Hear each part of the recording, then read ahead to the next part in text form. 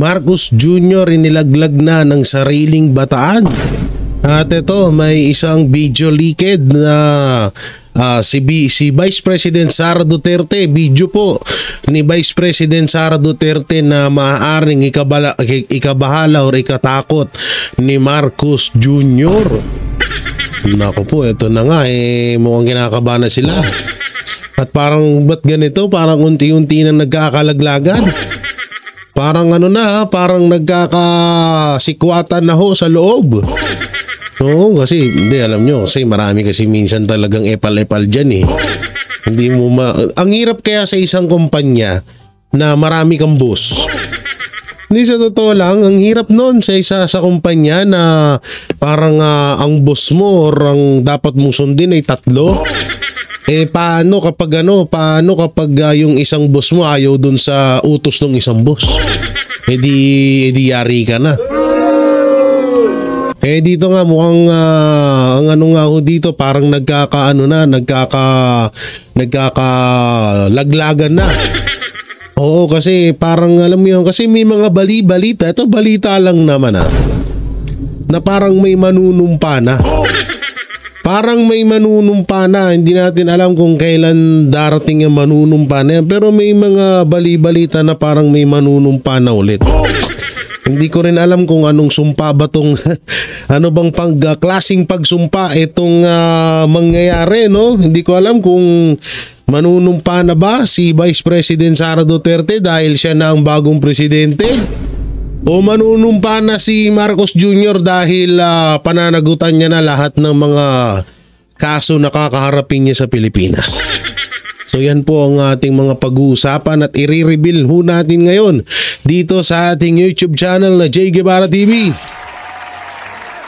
Yan, welcome back to my YouTube channel. Dami natin pag-uusap. Alam nyo kanina, may ginawa nga akong video na isa. So nakasama na rin tong video na to. Pero parang gusto ko siyang gusto ko siyang panoorin kasi nga parang nakulangan ako doon sa video na isinagawa ko kanina. At eto nga ho yun, no? Oh, may video tayong papanoorin dyan. Nasaan na yun? Dito ka pala sa kabila. Ayan, dito ka muna. So ito po yung video na yun. Ito yung video na yun na parang nakukulangan ako at parang nagkakalaglagan na nga ho sila, no? Ay, mamaya na pala yan. Ito. Nasaan na yan? Dito tayo. Hindi. Ito. Panoorin ho natin to. Panoorin natin to. Ito kasi itong video na to, hindi ko masyadong natapos, hindi ko siya masyadong na-reaksyonan dito sa sinabi ni Vice President Sara Duterte. So ngayon, panoorin ho natin itong sinabi niya rito at bigyan natin ng reaksyon. Dahil nasa mga polisiya mo at desisyon mo ang kinabukasan ng kabataan at ng bansa. Kaya yung pagsasabi na hindi mahalaga ang drug test sa aking kapasidad at abilidad na mamuno is tantamount to betrayal of public trust. No, hindi, alam nyo itong sinabi ni Vice President Sara Duterte, napaka-totoo nito, no? Nakakagulat lang na babanggitin or sasabihin ng Pangulong Ferdinand Marcos na hindi daw mahalaga ang pagpapadrug test.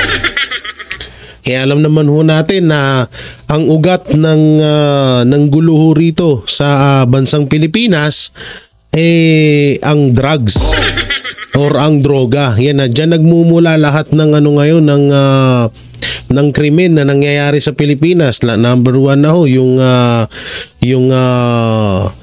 tawag dito yung droga, yung tawag dito yung pagnanakaw, panggagahasa. So yan po yung mga dyan ho nagmumula yung mga pagpatay sa droga. Pero pagdating sa Pangulong Bongbong Marcos parang wala lang sa kanya o parang baliwala lang sa kanya day. Oo, kasi parang iniisip niya hindi daw yun ang sapat na tiwala. Samantalang yan nga yung number 1 na problema. sa Pilipinas, tapos bigla mong sasabihin na hindi yun na batayan ng tiwala ng taong bayan. Isang malaking kalokohan, no? Isang malaking kalokohan na pagka gano'n, no? So, yun, tuloy natin. Dahil kailangan malaman ng taong bayan na nasa ayos ang iyong decision making. Tama. Kaya hindi lang naman natin pwede sabihin, Marcos resign. Bakit ba kailangan resign? Dahil hindi mo pinapakita sa taong bayan na maayos kang mag-isip at kaya mo ang mamuno. Yan palakpakan natin yun, no? Oo. Hindi, alam nyo, napakatotoo nun kasi isipin nyo maigi, sa mga nangyayari ho ngayon, talagang mapapaisip ka na kung nasa katinuan pa ba ang presidente. Mapapaisip ka talaga kung tama pa ba iniisip niya, kung eto bang ginagawa niya ayon pa ba sa batas. Kadalasan nga magsimula ho doon sa KOJC siege, wala naman talaga sa batas yung ginagawa doon. Biruin nyo, nagsimula, magdadala ka ng warrant of arrest, tapos nag-stay kayo ng halos isang buwan sa loob. Pang search warrant na, kahit nga search warrant ang dala mo, first time in history of the Philippines na may nag-search warrant na umabot ng isang buwan. Oo, sa paghahanap kay Pastor Apollo C. Kibuloy.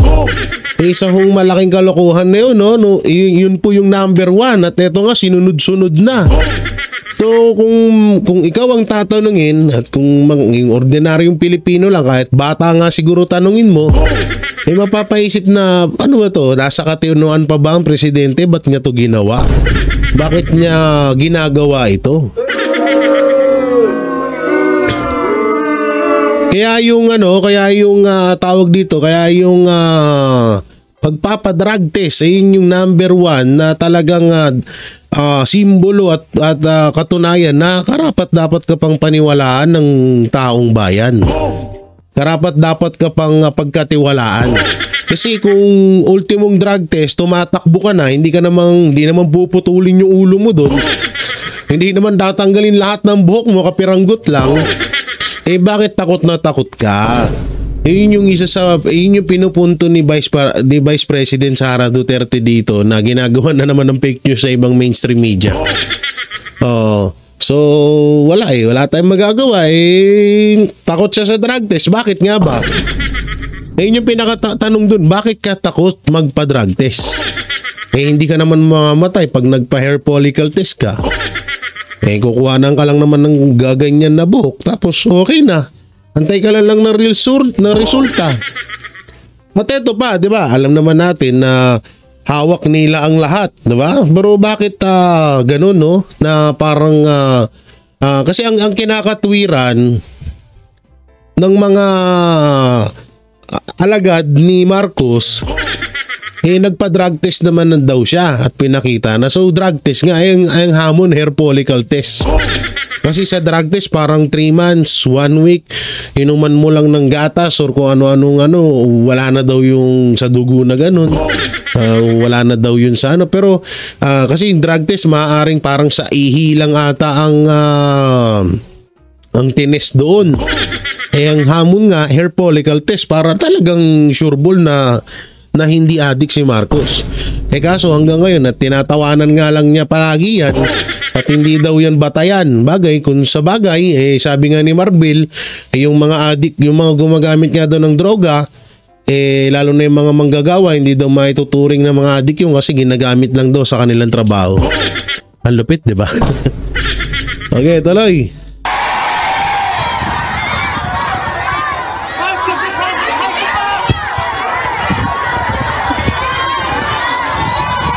Madaming mga tanong na nasa loob na ng korte.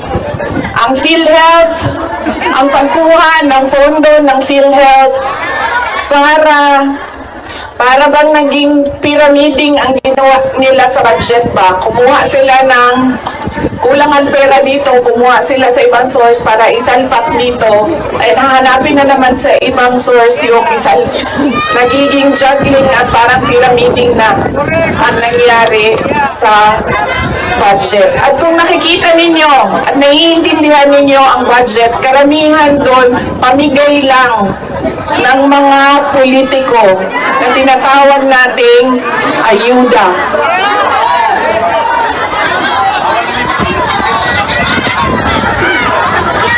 Tumakbo kami sa plataforma ng unity at continuity. Continuity, kasali na doon ang big ticket projects o mga build projects ni Pangulong Duterte. Pero wala kayong nakikita ngayon na development projects. Dahil lahat yon ay nakatago sa mga proyekto na pamigay o nandoon lang sa bulsa ng kontraktor at ng politiko na gumawa kuno ng project. Yan ang mahirap pa dyan, no? Ang ganda-ganda na ho nung sinimulan ni Pangulong Duterte na build project. Tapos ngayon, ni isa, wala na. Ni isa nga na eh. Wala na talaga tayong makita ng build project ni ni nasimulan ni Pangulong Duterte. Wala na ho, ni isa ho ngayon. Oo, saan ba natin makikita yung mga pondo? May pondo kaso wala nang kumikilos. At wala nang nagpapagawa ng mga katulad, ang daming nakatenga dyan ngayon na mga tulay. Mga bagong tulay sa Maynila. Bagong mga overpass, underpass, ganun.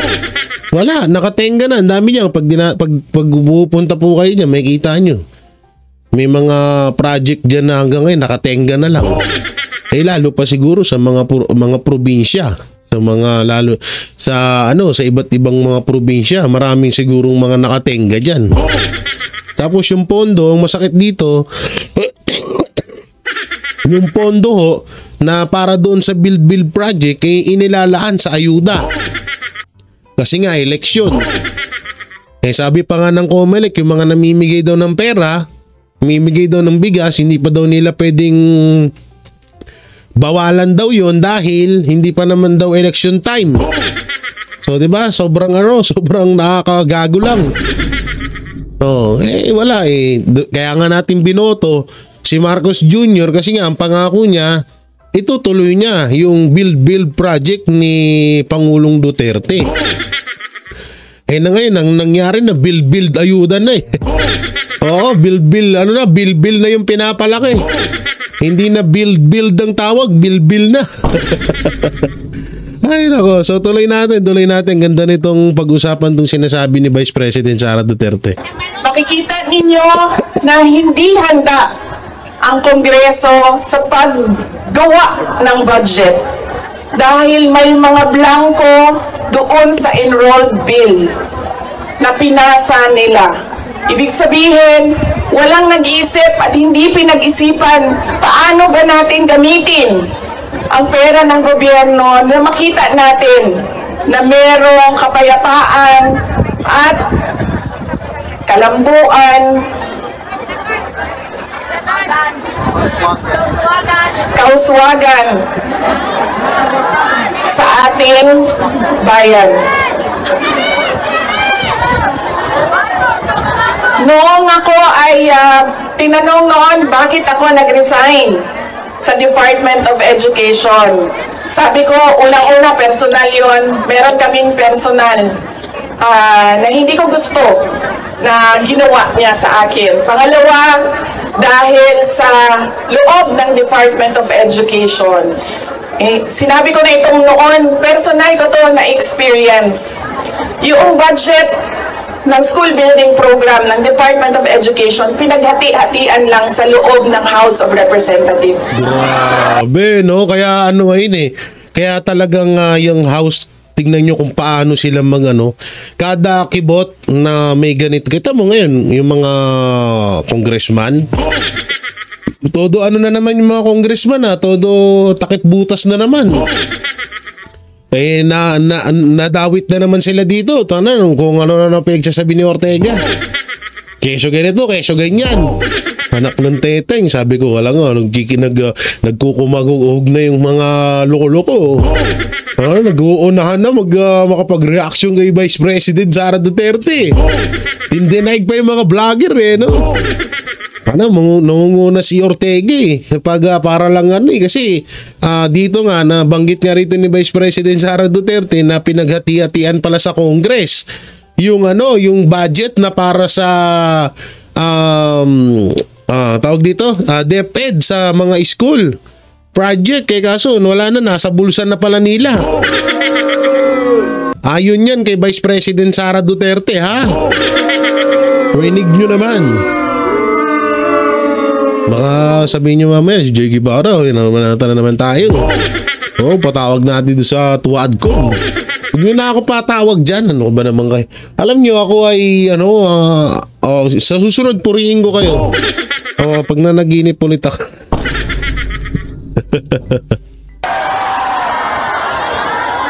Noong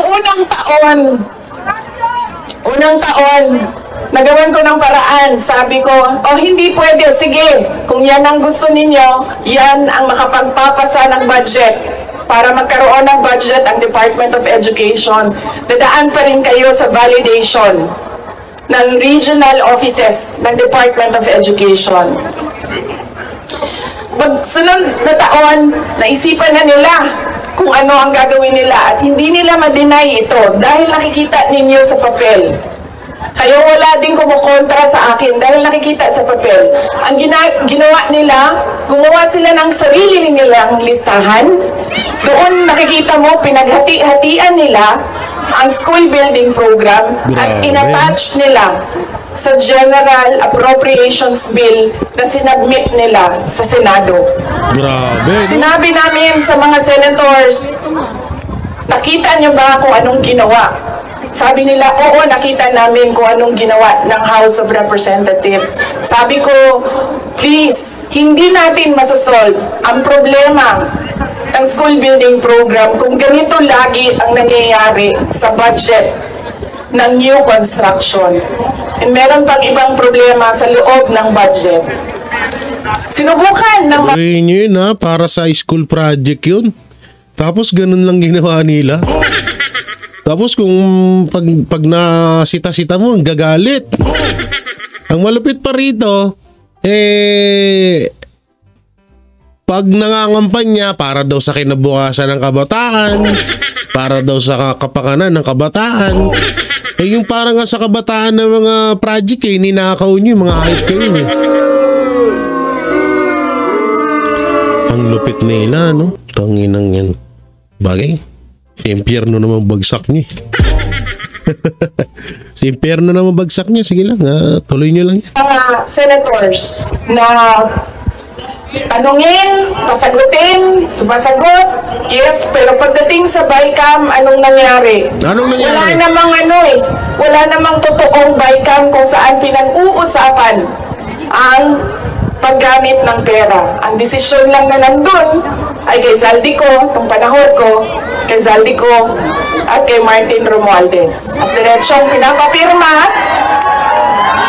sa malamang tao na hindi nagbasa o hindi binasa ang buong budget. Ang malupit pa kasi dito, bakit parang hindi to parang laging sinasang-ayunan nito ng Senate at ni Chis Escudero, Senate President Chis Escudero.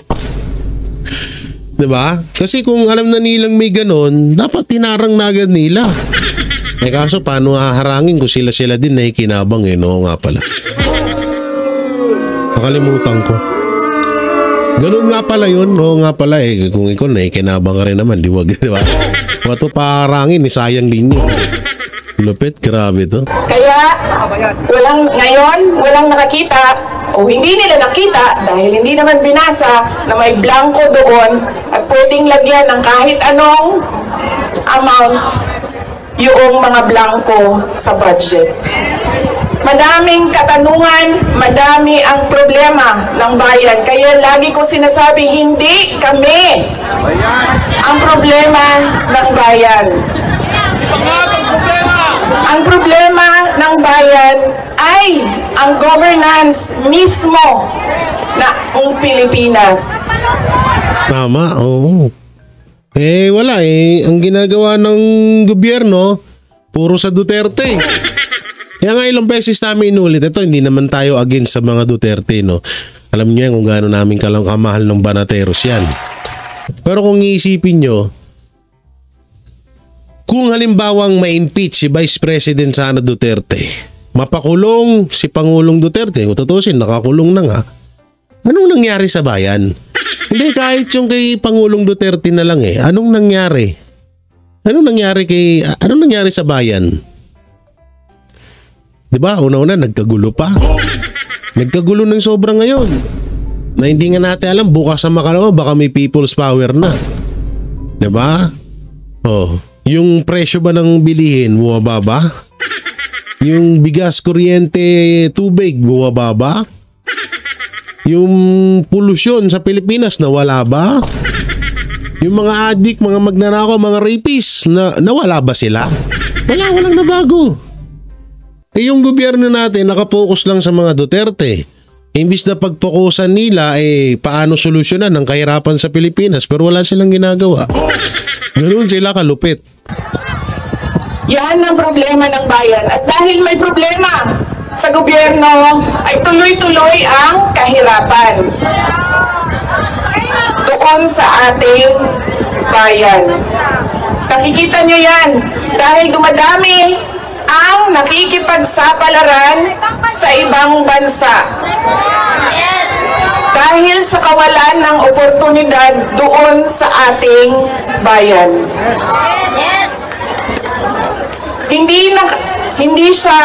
We should not be proud that we are exporting our countrymen, our workforce abroad dahil wow, ang daming dollars na pumapasok sa Pilipinas dahil sa padala. Hindi yan siya nakakatuwa. Dahil ang isang bansa dapat meron siyang oportunidad na binibigay sa kanyang mamamayan. Hindi lang yan. Decent housing. Meron naman, Bibi Sara, maraming oportunidad ng mga politiko. Oportunidad ng mga sindikato. Oportunidad ng mga drug lord. Ngayon nga, mas lumakas ang loob ng mga drug lord, mga tawag dito, mga leader ng mga sindikato dito sa Pilipinas kasi parang hindi naman na sila pinapansin. Wala na silang kalaban. Una, ikaw naman yung laging binabalita ng mainstream media. Yung mga wala nga ngayon wala nga may balita na bumaba na po ang krimen sa Pilipinas. Merong nag-report na bumaba na daw yung krimen sa Pilipinas. Pero yung lehitimong survey pangalawa ho. Ang pumasok sa pangalawa at pangatlong spot ang Pilipinas sa pinakamagulong lugar. Tapos yung mga droga, may nagba-viral nga na video ngayon na yung police station nandun sa kabila, yung tumitira ng pulburon nasa kabilang kanto lang. Nasa kabilang kalsada lang. So yung mga adik nga wala na silang takot kasi nga ikaw ba naman sabihin ng chief, ikaw ba naman na isang general, chief ng PNP sabihin na hindi nga may tuturing na adik yung mga taong gumagamit ng droga dahil ginagamit lang nila dahil sa trabaho. Talaga lalakas ang loob nila. Oo, wala tayong magagawa. Ubos na yung pera. Ubos na ata pera natin. Peace and order. Quality healthcare. Wala. Nakikita nyo yan dito sa mga bansa kung nasaan kayo. At kaya kayo nandito dahil hindi nyo yan nakikita doon. Totoo yun. And apparently, tayo lang yung nakakakita. Yung nakaupo doon, hindi nila nakikita. Tama naman, no? Totoo yun. Palakpakan ba? Ang mahirap, tayo nakikita natin yung mga nakaupo, wala. Tangina, no? Hindi kasi Grabe rin talaga. Ang galing, palakpakan natin si Marcos. Sobrang galing ni Marcos na mag-manipulate ng tao. Bilib talaga ako sa kanya. Biruin mo Duterte na. Ito na, Vice President Sara Duterte na yung tawag dito, yung taong na manipulate or nauto or nagamit ni Marcos Jr. Nakakabilib. Kalay mo na paniwala niya. Si PRRD na nga lang talaga hindi niya napaniwala. Si Vice President Sara Duterte na paniwala niya pero si Pangulong Duterte hindi. No? So, talaga ngayon kaya nga hindi rin natin masisisi ang taong bayan kung bakit ganyang kainit ang suporta nila kay Pangulong Duterte dahil nga yung iba diyan ay talagang nagsisisi. Dahil hindi ho nila sinunod etong si Tatay Digong. Hindi nila sinunod na matagal na silang sinasabihan na oy, wag niyo iboto yan. May adik na tumatakbong presidente. Weak leader yan, weak leader. So hindi natin pinakinggan, no? Binoto natin, pinanalo natin ng presidente. So ayun ngayon, nasa huli talaga ang pagsisisi. Samantalang dito naman tayo sa isang video. Nandito si grabe to, no? Parang tawag dito. Parang hindi siya parang hindi yan. Ito. Parang paborito po ng paborito ng saan na yun? Tayo lumabas, buisit na, naglalag na naman. Paborito po ng mga OFW dyan, si Maris Umali. Paborito to. Papasukin. Grabe, nakakahiya yung yung video niya, sinisigawan siyang bias. Pinapalayas siya doon ng mga kababayan natin. Pag reporter ka pala, kailangan mo rin pala ng matigas yung mukha mo, no? Pag anchor ka, kailangan talagang matibay yung loob mo, no? Ako di ko kaya yun, sisigawan ako, bahayas, ganon. Tangina, may ipagsuntukan na ako nun. Di Maris, parang wala lang eh. Ito, panoorin natin yung report niya. Vicky, sa pagtitipon nga ng mga taga-suporta ni dating Pangulong Rodrigo Duterte kahapon dito sa Dahig, kasama si Vice President Sara Duterte, lumutang ang mga panawagan sa pagbibitiw ni Pangulong Bongbong Marcos. Tangina, dami-dami yung binalita doon, yan pa talaga. Dami-dami pwede balita doon, yun talaga eh, no? Mga against talaga sa Duterte. Galing palakpakan na. Palakpakan natin kahit may minsan-minsan. Kawawa naman. Lagi na lang nababas eh.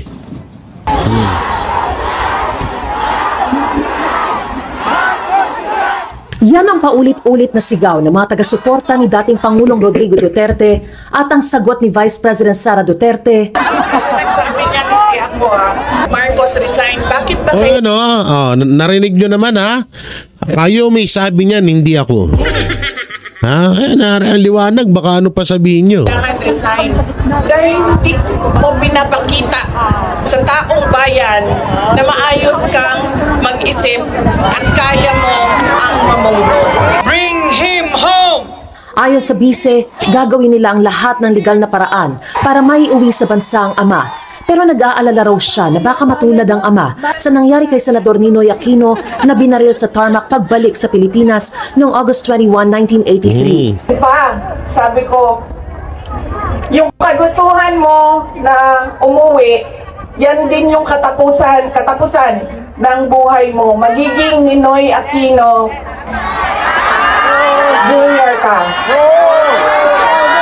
At sinabi niya sa akin, sabi niya, kung ganyan ang kapalaran ko, then so be it. Basta lang mauwi ako sa Pilipinas. Kaya pinutol-putol ba?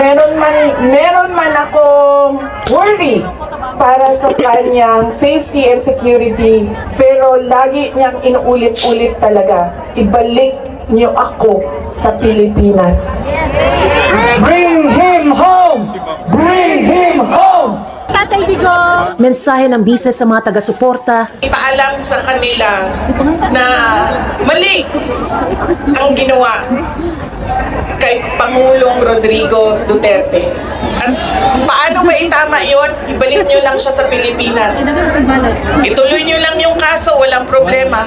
Ibalik nyo lang siya. Dati nang iginiit ng Malacanang, PNP at Justice Department na nasa legal ang pag-aresto sa dating Pangulo. Dagdag Tangina, anong legal dun? Hayop na yan. Paanong legal dun? Bobo ka ba? Bobo ba kayo? Paanong legal dun? Tanginang yan. Ginita legal. May batas tayo dito. Ba't ano? So ibig sabihin, sinasabi ni Marcos Jr. na wala nang kwenta ang batas dito sa Pilipinas. Eh sa bagay, yung warrant of arrest, ginawa niyong search warrant eh. Sa bagay, may punto naman si Marcos. So ibig sabihin, pinapatunayan ni Marcos Jr. na wala nang kwenta ang Supreme Court.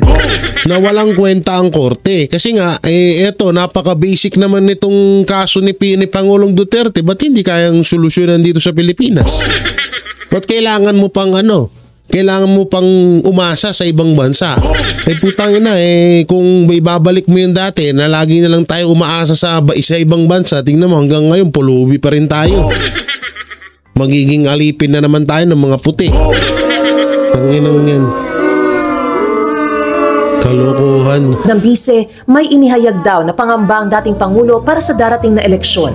Nag-express din siya ng fears niya, apprehensions niya sa baka merong mangyaring dagdag bawas, yung mga ganon na mga usapan sa eleksyon. Tinanong niya kung papaano siya makakabalik dahil nga meron din siyang eleksyon sa Davao City. Sa totoo nga lang, isa pa yun sa tawag dito sa dahilan ba't dinala dyan si Pangulong Duterte.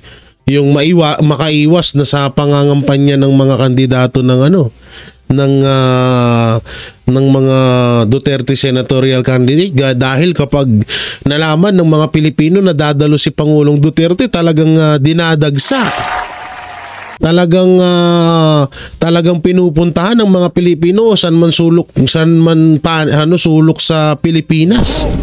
Kaya yun din ang isa sa dahilan kung bakit ginipit at dinala dyan si Pangulong Duterte. So kung ganyan na tawag dito na gusto nang umuwi ni Pangulong Duterte, talagang hindi papayag si Marcos niyan. Kaya niya nga dinala dahil yun nga yung isang dahilan dyan.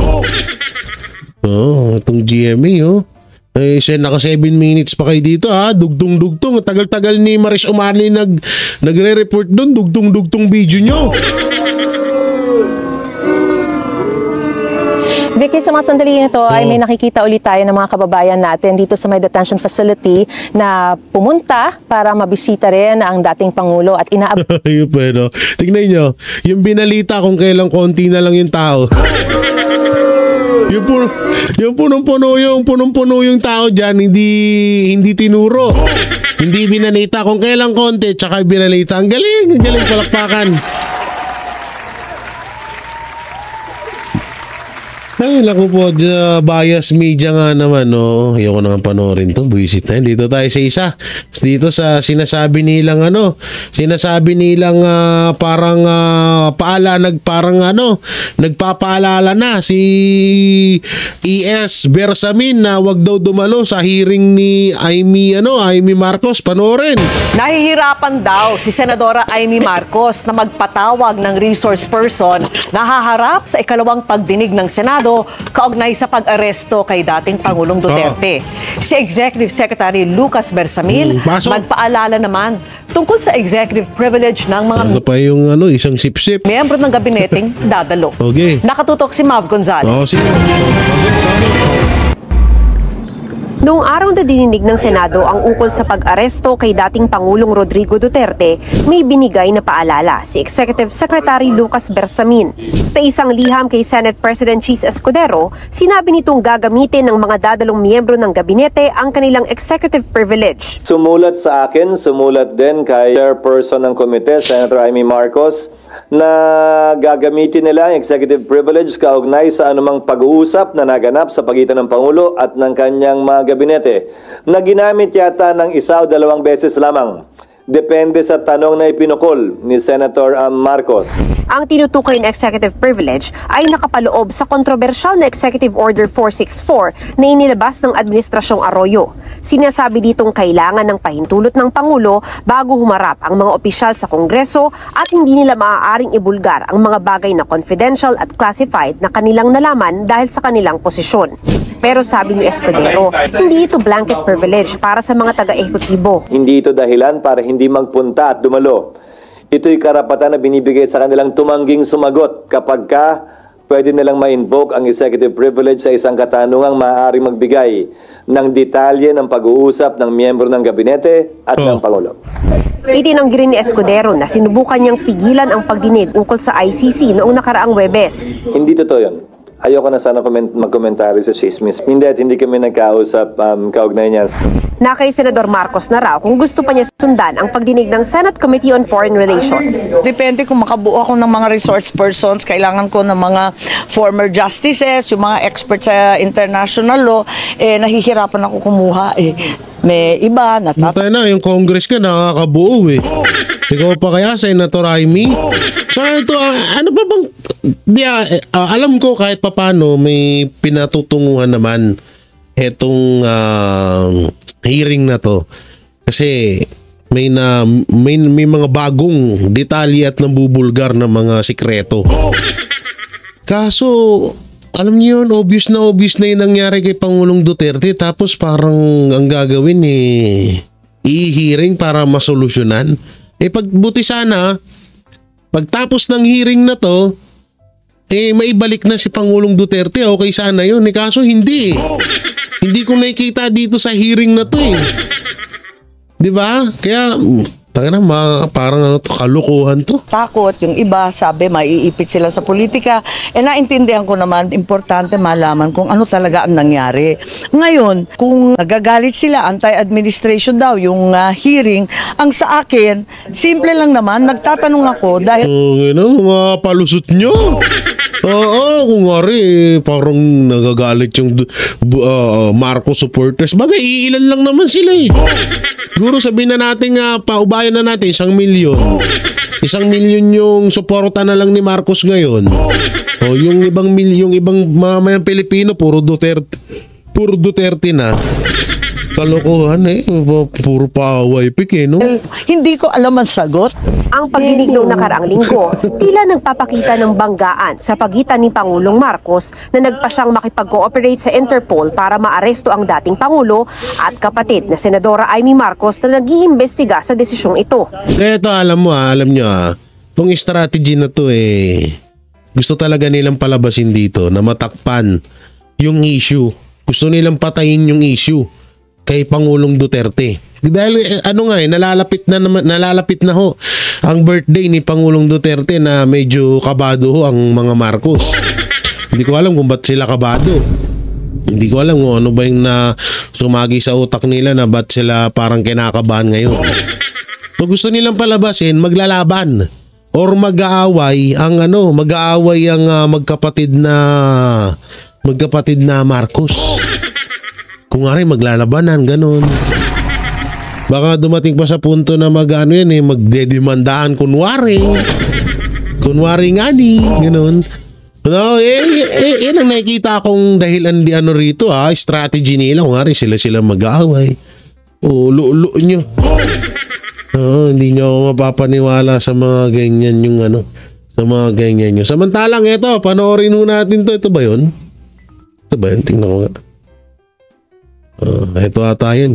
Panoorin nga natin. Good morning. Ito. Panoorin natin tong Panoorin natin tong video na to kung saan nagkakalaglagan na nga sila. So panoorin. Good morning po, Yusek. Sa hearing po kahapon ng committee ni Senator Amy Marcos ay dininay na ni Secretary Remulla na hindi po si PBBM, hindi rin po si Secretary Gibot, si Secretary Anyo yung sinasabing mastermind nung pag-aresto po kay dating Pangulong Rodrigo Duterte. Sino po yung nag-utos sa PNP, especially kay General Torre para po isagawa yung pag-aresto sa dating Pangulo. Yes. Itatanong ko lang po, sino po yung nagsabi ng word na mastermind? Yun po yung binabanggit sa Senate hearing kahapon. So kung hindi po mastermind, tanong ko lang po kasi para sino po yung nag-utos? Ayun na po yung word. We have to correct that. May mastermind ba tayo narinig? Kasi for us, it's medyo negative yung dating. Para Sino po mafia yung dating. nag-utos kung hindi po mastermind? Kung sino po ang nag-utos, wala po tayong personal knowledge dyan. Bangina. Kasi naman nagutos kay Torre para arrestuin si Pangulong Duterte. Wala po tayong knowledge dyan. Pangilang yan. Walang knowledge. So, wala palang alam. So mas mataas pala si General Torre kaysa kay Pangulong Marcos.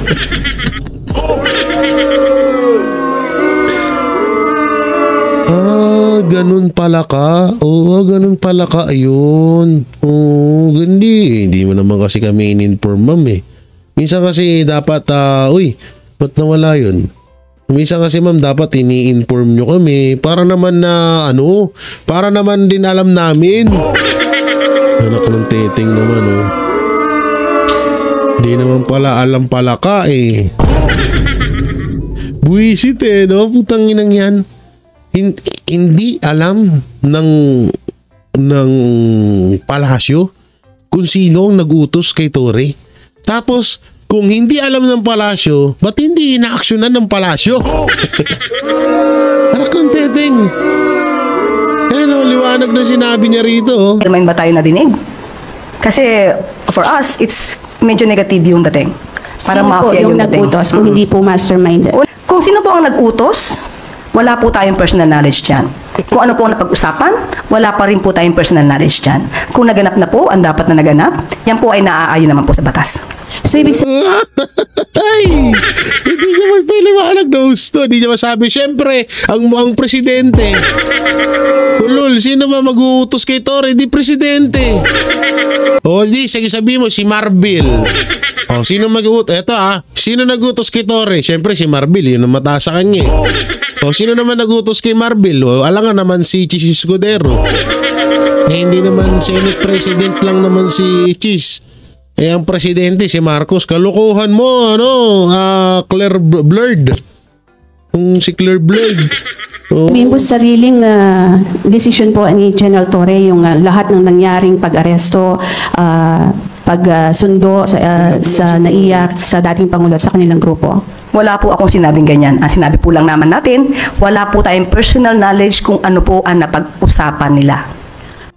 Parang gano'n na nga yung lumalabas. Parang ang dito is parang walang nagutos kay Torre. So sa madaling salita, nilalaglag ni Castro si Torre. Naku po. Naglalaglagan na sila.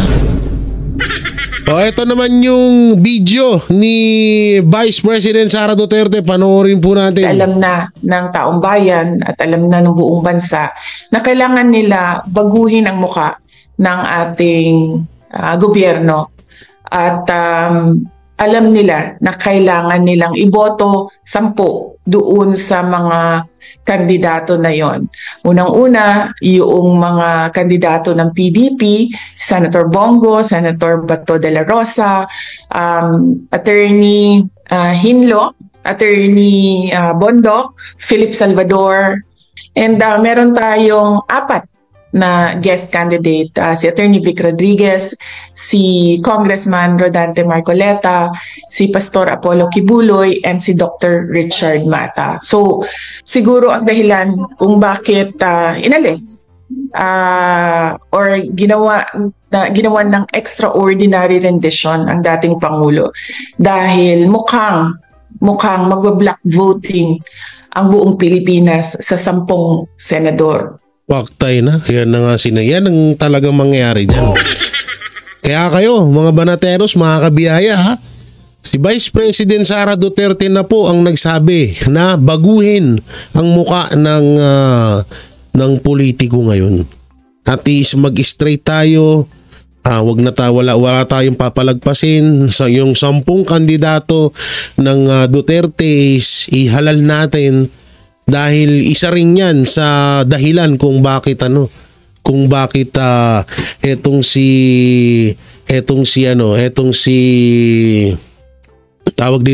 si Pangulong Duterte ay ginipit at dinala sa Netherlands. So palakpakan muna natin si Vice President Sara Duterte.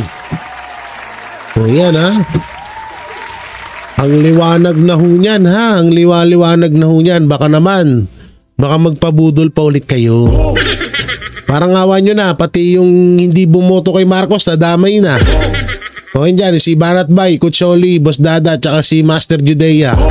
Ako medyo tanggap ko ba kasi binoto ko si Marcos yung apat na banateros, di nila binoto si Marcos kasi nag-iskuho yun.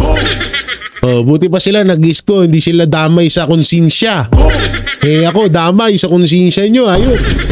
Kaya maniwala na tayo, hindi na tayo mga bata. Obvious na ho ang nangyayaring kaganapan dito sa Pilipinas. Ang mga kawalang yan, baka hindi pa rin ko kayo gumising.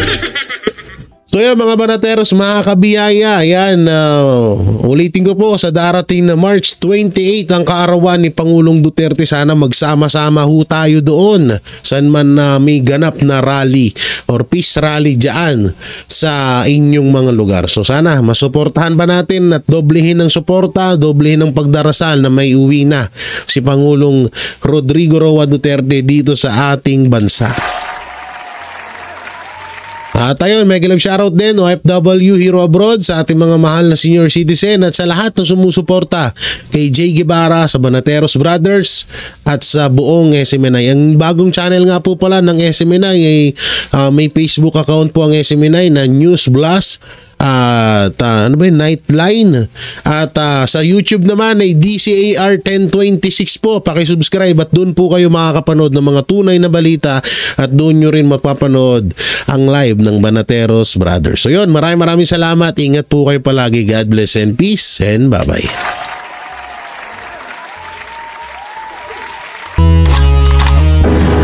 Yan ang Banateros, walang inuurungan. Pag tama palakpakan, pag mali ay babanatan. Yan ang Banateros, boses ng ordinaryong Pilipino. Banateros ay walang makakaawan, walang inuurungan. Banateros ay tinutulungan.